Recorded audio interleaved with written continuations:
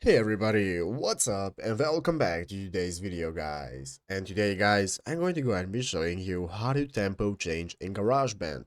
This is a very simple thing to do guys, so make sure to watch this quick and easy video till the very end and follow my steps correctly so you can make sure this works the same for you and that you can do this yourself. But yeah guys, let's get straight into it. So the first thing you want to do is go ahead and open up the official GarageBand application on your mobile phone if you haven't already. If you do not already have it, just go to the App Store, download it up, and after opening it up, you'll be greeted by this main page right here, which is the home page where we can get started with selecting the instruments we want to play, or we can go ahead and get started recording ourselves and so on. So guys, then let's go ahead and select what we want to record. So you can either go ahead and select the instrument or just plug in right here and play your bass or guitar or just get started with audio recording. So I'm going to go ahead and open up audio recorder right here.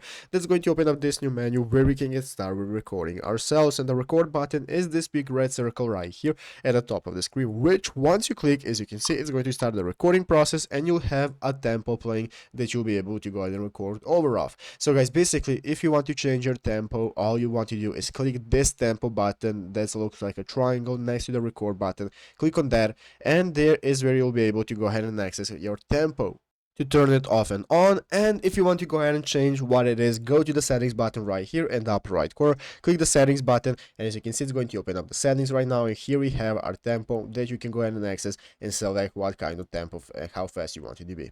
But yeah guys, basically that is how to do it. So I hope this video was helpful. If it was, make sure to leave a like, subscribe to the channel. So guys, thanks for watching, take care, and bye.